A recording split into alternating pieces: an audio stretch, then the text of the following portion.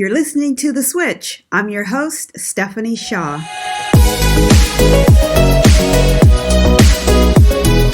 Hey, welcome to The Switch. I'm Stephanie Shaw. I'm a multi-certified holistic nutrition coach who, after finding no success with the 18 doctors and 2 world-renowned healthcare facilities I visited, decided I needed to make a switch and take my health into my own hands. Now I'm obsessed with you getting hormonally balanced and emotionally aligned. This podcast is about education, empowerment, and simple no-cost strategies you can implement right now. I'm so excited to be here with you to talk about all things health, beauty, clean living, and mindset. Ready to take your mind and body to the next level? It's time to make the switch.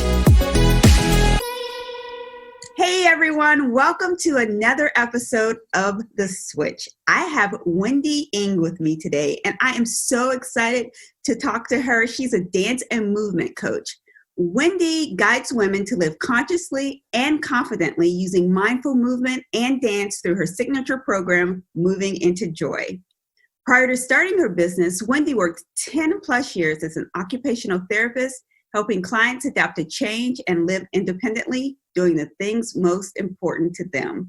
Wendy, thank you so much for your time and welcome to the podcast. Oh, thank you. I'm so excited to be here and be able to share with you all. Yeah, that's not so. Talk to me about that change that you made going from, occupational therapy into owning your own business. It came about for a few different reasons, but, working in the same career path for 10 years, the things I consistently saw with the clients that I worked with, especially older adults, is that the health changes and the recommendations that would come, from myself, from their healthcare providers, the biggest barrier that I noticed for people for implementing that change was the way they thought about what they could or couldn't do.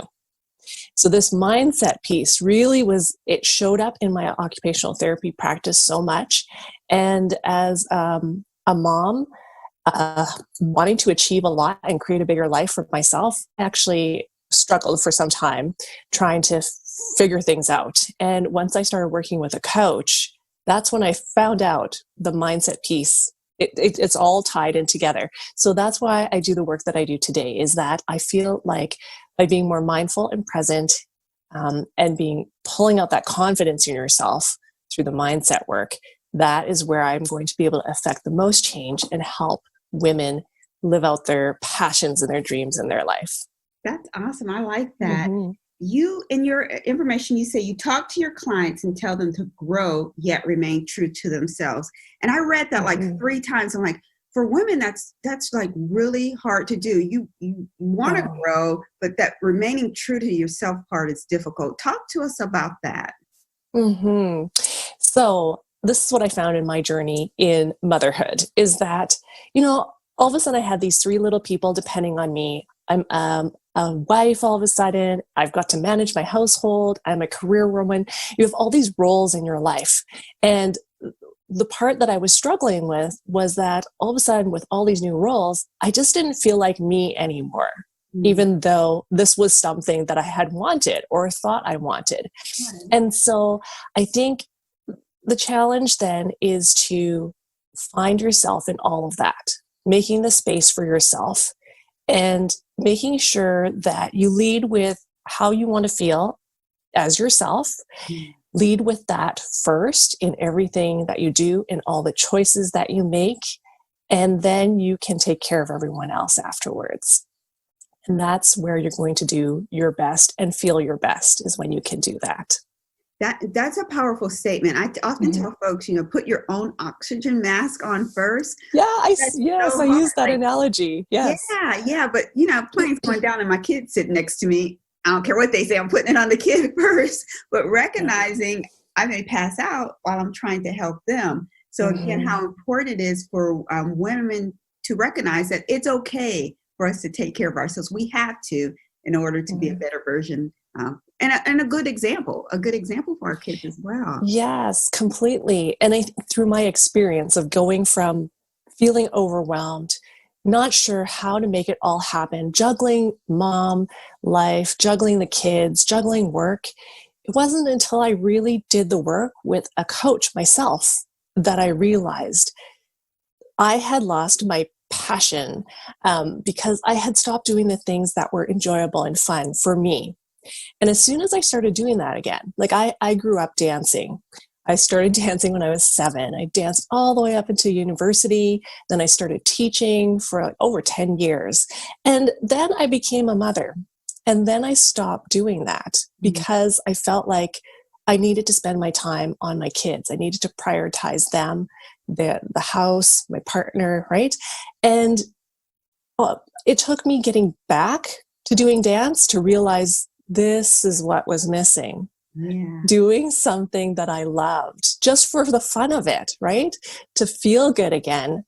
And as soon as I did that, I was like, oh, then I started showing up differently in my relationships. I started showing up differently at work. I was a lot more confident because I felt more at peace with myself. And so I think it's so crucial and so needed.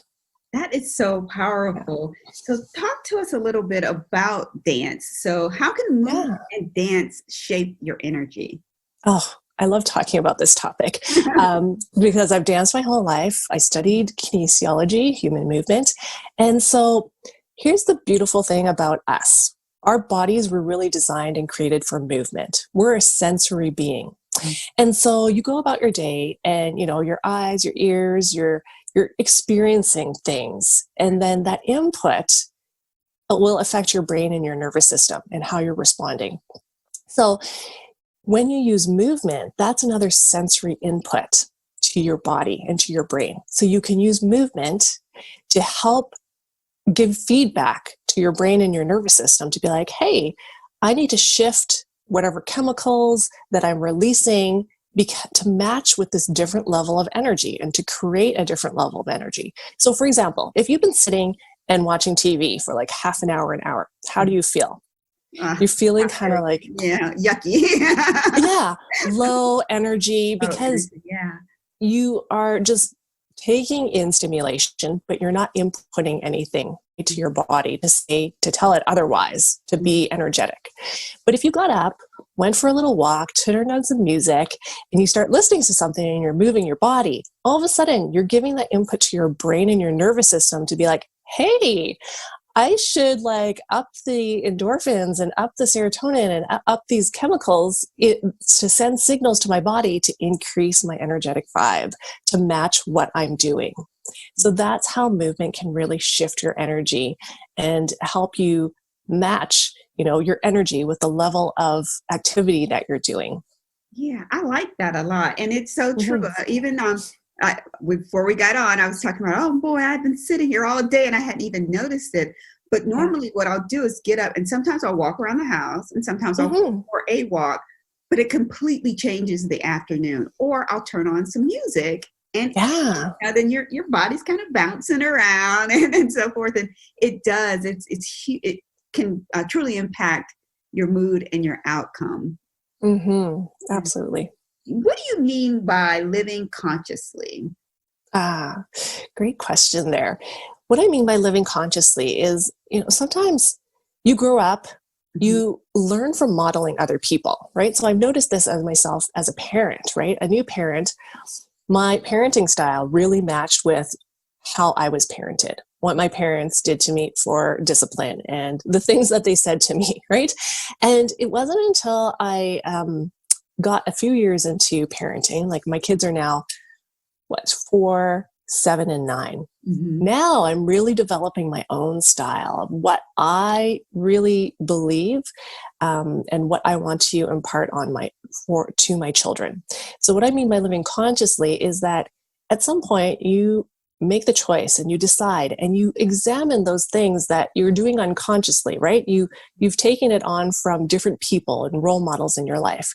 Now you start examining, well, does this align with what I really want to achieve in my life and to share with others?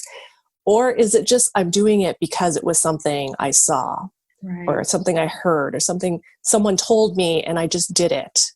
So by choosing to live consciously, we're always being mindful of the thoughts that we have, the beliefs that we have, and examining, does that align with what I truly stand for? And if it doesn't, I can let go of that. That's okay. And if it isn't aligned with what I want, then let's keep going and doing that. And that's what I mean by living consciously. Right. And that's perfect for life, for business, as a parent, just the way you treat yourself as well. So when I think about mindfulness myself, you just mentioned it, I think of being in a state of meditation or focusing on something. But you talk about mindfulness and movement, being a part of movement. Talk to me about that. Yeah, I tried for a long time to do meditation. And I think there's some great value in that, in sitting and being still.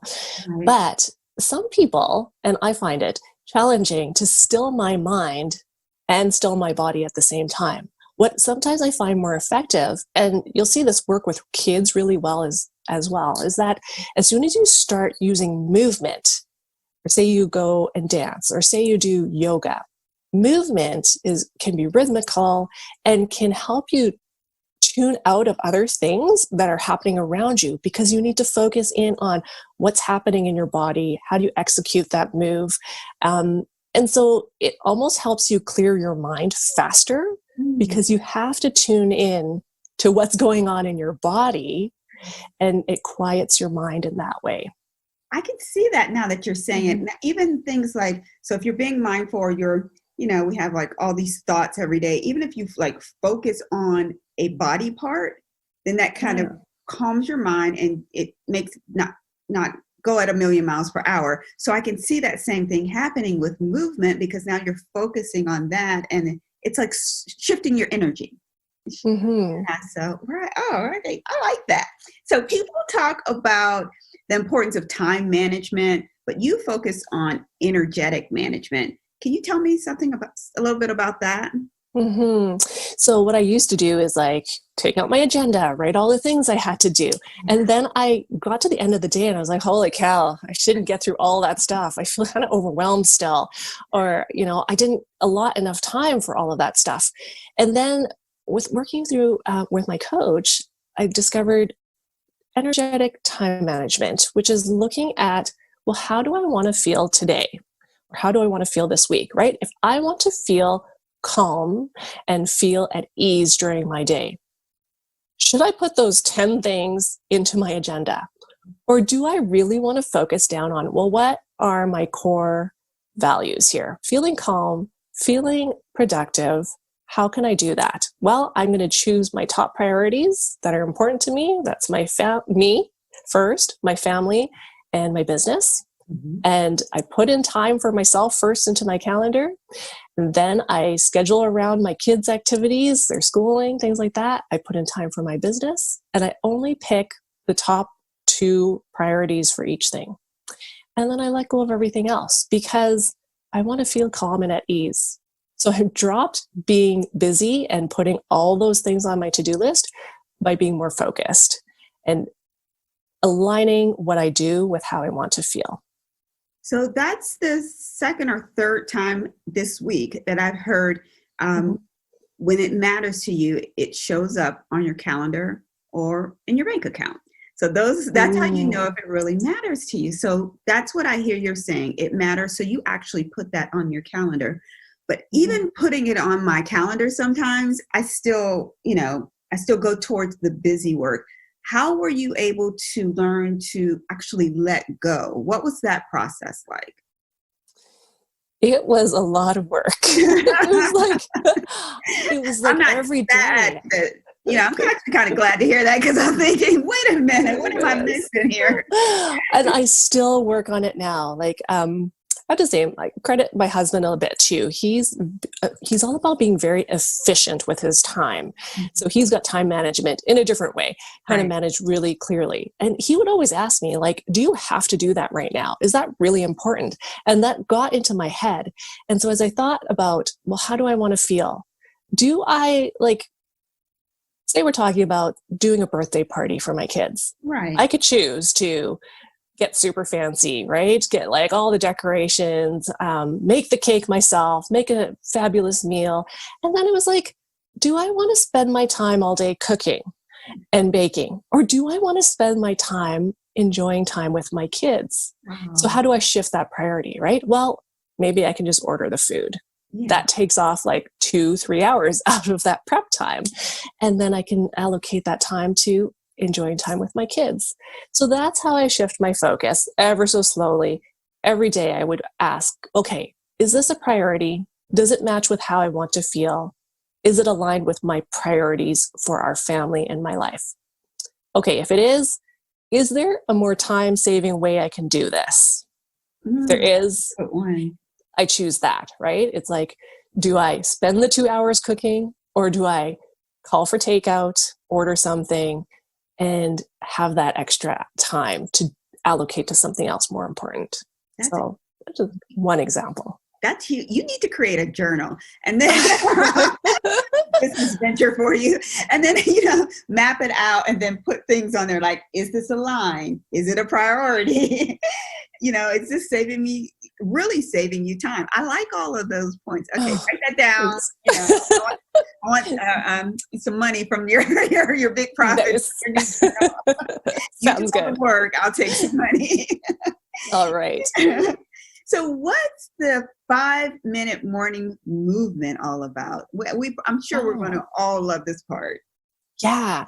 Okay. So for like a year or two, I'd been listening to gurus out there like Robin Sharma talk about the 5 a.m. club, or, the Miracle Morning by Hal Elrod. I don't know if you've heard of these before. No, I haven't. Yeah. So they're just, leaders in the personal growth and development industry. Mm-hmm. And I just talked to other people who are just so focused about, okay, I'm going to wake up in the morning, do a whole hour, 20 minutes of meditation and 20 minutes of exercise and 20 minutes of journaling, then get myself ready for the day. And I'm like, okay, I'm going to try this, right? Like everyone's doing it. It sounds great. It's like focusing on me. And honestly, Stephanie, I tried it for like a week and was mentally, physically exhausted, made myself sick because I just couldn't keep up. And so then I'm like, okay, I'm a mama of 3. I've got little ones. We've got like lots of things on my schedule. So how do I still achieve that piece about giving myself time in a more effective way for me? So I started a 5-minute morning routine, and putting those first 5 minutes on myself first thing in the morning, I just do a stretch. I shift my intentions for the day into, what are my priorities? What do I want to feel like today? And then drink some water in the morning. And then I go and get everyone else ready. And I started doing that, I don't know, for a year. And it just completely shifted how I was showing up. I wasn't feeling grumpy anymore in the morning. I just felt kind of at ease, and all with 5 minutes, which I thought was amazing, versus like trying to like force myself into getting up early and doing this hour routine that wasn't fitting in my life and my schedule as a working mom. So this is what I encourage other moms to try. You don't need to do the perfect routine. It doesn't have to be in this like square box of like, I have to do it this way. Just start, give yourself 5 minutes, commit to 5 minutes, and you'll see. You're going to start with 5 minutes, and then you're like, oh, well, I'll just make it 10 minutes and then make it 20 minutes. And you ease into it by giving yourself the time and space. And then it feels amazing the rest of your day. Yeah, that's what I talk to my clients about. Like, the big picture is for you to stop eating tons of sugar. But if I just say that, you probably could do it for a couple of weeks, and then all of a sudden you're going to find your favorite piece of cake and it'll be all over with. Those small incremental changes are really huge into changing your overall behavior and changing your behavior for long term. I like those. Those are excellent tips. Mm-hmm. If we had to talk about another takeaway for the audience, something else that they can do that's super easy, do you have any advice for that? Well, the 5 minutes every day. Oh, you know what I love is doing a check-in with myself. Okay.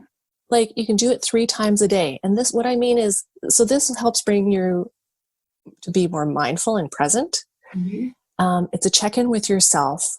So first thing I get up, part of my 5-minute routine is check in. How am I feeling today? What are my intentions for my day? How do I do that? And then, so I set that in the morning. Then at lunchtime, you can check in again with, okay, how am I feeling? Is my energy aligned with what I'm doing right now? If it doesn't match, what can I do to change that and shift that? And am I still meeting the intention I had for today, or for what I wanted to accomplish, or how I wanted to feel? And then at the end of the day, I do it again. It's quick. How am I feeling right now in this moment? Okay, check in. What did I accomplish today? What am I super happy that I did today? Mm-hmm. And then I go to bed, because by focusing those points in my day to just check in with myself helps me bring my attention back to me, and helps me realign my focus for the rest of my day and set me up for success the following day when I, go to bed with a positive mindset. Yeah, I'm sure that's very helpful for your rest at night as well. Yeah. You sleep throughout the night. Yeah. So how are you teaching these practices to your children? Well, they're kind of young, but they're still at the age where you can start implementing some of these things. How can moms help their children learn how to do some of these things? Mm-hmm. What I actually started this practice with my kids before I did it for myself. Oh, it was, I took a program about teaching your kids how to meditate.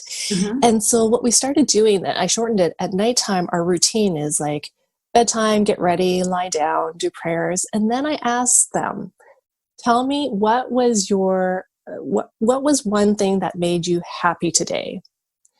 And so we started this practice. Like, my youngest one was 2 years old at the time, and now she's 4. And so it took her about a year and a half, and then all of a sudden she understood it, and she'll start rattling off the things that made her happy today.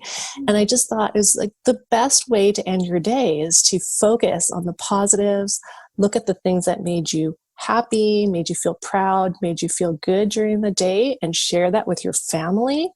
And then they go to bed, and that's the practice that we have. And so I saw it working so well for them, so I started doing it for myself. And I'm like, oh, this does feel good.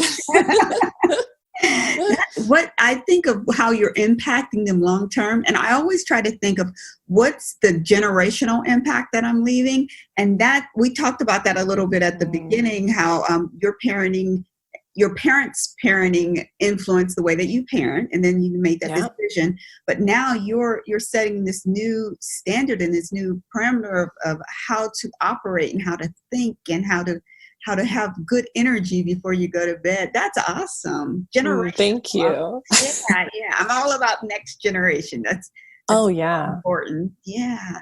I totally believe that my role as a parent is really to give them the skills that maybe I feel that I was missing when I was younger, because now I know more, so I can impart more than just what my parents imparted to them. Yeah, that's beautiful. So, Wendy, again, I appreciate you coming, but I have one last question for you. Yes. So, what was the switch in your life, the one thing that made you act or react differently that essentially made you the woman that you are today? I would say a couple things. One was motherhood. Becoming a mother really changed me, because I grew up as a very shy child. Right? I didn't like to speak up for myself. I had other people do that for me. But as a mother, I've had to step up. And so that led me to working with a coach and shifting the way I thought and my mindset, and then tapping back into doing something that I loved, which is dance. Those 3 things, being a mother, working on my mindset, and reconnecting with myself and what brought me the most passion and joy in life, those 3 things really shifted my direction in life and brought me to where I am today, in becoming a dance and movement coach and stepping up to help other moms live out more confidently and consciously in their lives. Wendy, that's beautiful. I've so enjoyed our time together today. Oh, thank you. It's been such a pleasure to have this chat with you. Same here, everyone. Thank all the information that Wendy listed, and then also her 5-minute morning movement. I'll make sure there's a link below for that information. Wendy, again, thank you so much. And to everyone else, here's to your health. I am so excited for you because you just finished another episode of The Switch, which means you are the fierce person I already knew you were. If you're ready to join an exclusive group of other fierce high performers like you, a group where you can bounce ideas off one another and ask questions, be sure to join our exclusive Facebook community. You can find the link below.